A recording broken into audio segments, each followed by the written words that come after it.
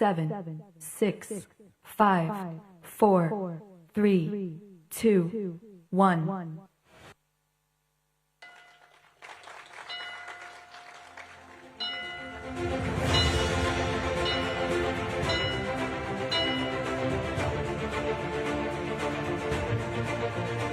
பெருநகர சென்னை மாநகராட்சியின் நகர்ப்புற நிதி பத்திரங்கள் தேசிய பங்குச் சந்தையில் பட்டியலிடப்பட்டது என்பதை பெரும் மகிழ்ச்சியுடன் தெரிவித்துக் கொள்கின்றோம்.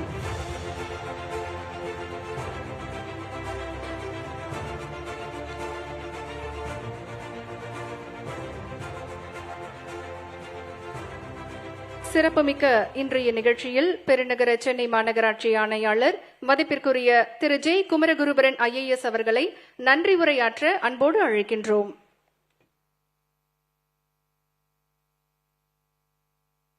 தமிழ்நாட்டில் முதல் முறையாக பெருநகர சென்னை மாநகராட்சியின் நகர்ப்புற நிதிப்பத்திரம் தேசிய பங்குச் சந்தையில் பட்டியலிடப்பட்டுள்ள இவ்வரலாற்று சிறப்புமிக்க நிகழ்விற்கு தலைமையேற்று நடத்தி சிறப்பித்த மாண்புமிகு தமிழ்நாடு முதலமைச்சர் அவர்களுக்கு பெருநகர சென்னை மாநகராட்சியின் சார்பாக நன்றியினை உரித்தாக்கிக் கொள்கிறேன். மேலும் இவ்விழாவிற்கு சீரிய முறையில் உறுதுணையாக இருந்து ஊக்கமளித்திட்ட மாண்புமிகு நகராட்சி நிர்வாகத்துறை அமைச்சர் அவர்களுக்கும் இந்நிகழ்வில் கலந்து கொண்டு சிறப்பித்த மாண்புமிகு இந்து சமயங்கள் மற்றும் அறநிலையத்துறை அமைச்சர் அவர்களுக்கும் சென்னை மாநகர சார்பாக நன்றி உரித்தாக்குகிறேன்.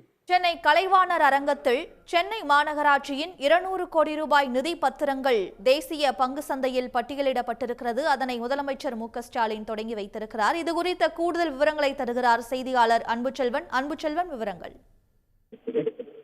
தற்போது முதலமைச்சர் மு.க.ஸ்டாலின் சென்னை மாநகராட்சியின் 200 கோடி ரூபாய் மதிப்புள்ள நகர்ப்புற நிதி பத்திரங்களை தேசிய சந்தையில் பங்கு சந்தையில் பட்டியலிடக்கூடிய நிகழ்வினை மணி ஒலித்து முதலமைச்சர் மு.க.ஸ்டாலின் தொடங்கி வைத்திருக்கிறார். சென்னை கலைவாணர் அரங்கில் இந்த நிகழ்வானது நடைபெற்றுக் கொண்டிருக்கிறது.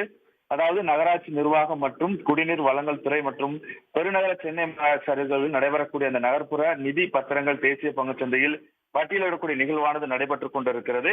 குறிப்பாக அரசை பொறுத்தவரை நிதி ஆதாரங்களை திரட்டி பல்வேறு திட்டங்களை செயல்படுத்திக் கொண்டிருக்கிறது. இதிலும் குறிப்பாக முதல் முறையாக வட சென்னையில் மழைக்காலங்கள் ஏற்படக்கூடிய வெள்ள அபாயத்தை தடுக்கக்கூடிய வகையிலான கொசஸ்தலை 6 வடிநில பகுதியில் ஆசிய வளர்ச்சி வங்கியுடன் 769 கிலோமீட்டர் தூரத்திற்காக 3000 கோடி ரூபாய் மதிப்பீட்டில் ஒருங்கிணைந்த மழைநீர் வடிகால் பணிகள் என்பது மேற்கொள்ளப்பட்டு வருகிறது.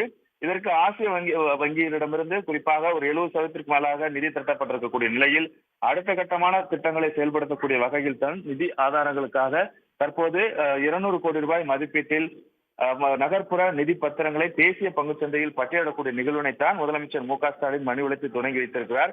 ஏனென்றால் இதுபோன்று உலக வங்கி உள்பட பன்னாட்டு வங்கிகளிடம் கடன் உதவி பெற்று அதிக சதவீதத்திலான வட்டி விகிதம் இருக்கக்கூடிய ஒரு நிலையில் தான் பல்வேறு திட்டங்களை செயல்படுத்துவதற்கு மற்றொரு மாற்று ஏற்பாடாக தேசிய பங்கு சந்தையில் அந்த பட்டியலிட்டு அந்த பாண்ட் மூலமாக நிதியை திரட்ட முடியும். அவ்வாறாக 200 கோடி ரூபாய் மதிப்பிலான நிதி திரட்டப்பட்டு வட சென்னையில் ஏற்படக்கூடிய அந்த கொசஸ்தலை 6 வடிநில பகுதியிலான திட்டங்களை செயல்படுத்துவதற்கு இந்த நிதி ஆதாரத்தை பயன்படுத்த திட்டமிடப்பட்டிருக்கிறது. அந்த நிகழ்வை தான் முதலமைச்சர் மு.க.ஸ்டாலின் தற்போது 200 கோடி மதிப்பீட்டிலான நகர்ப்புற நிதி பத்திரங்களை தேசிய பங்கு சந்தையில் பட்டியலிடக்கூடிய நிகழ்வினை மணி ஒலித்து தொடங்கி வைத்திருக்கிறார். விவரங்களுக்கு நன்றி அன்புச்செல்வன். உடனுக்குடன் செய்திகளை தெரிந்து கொள்ள சன் நியூஸ் பெல் ஐகானை கிளிக் பண்ணுங்க.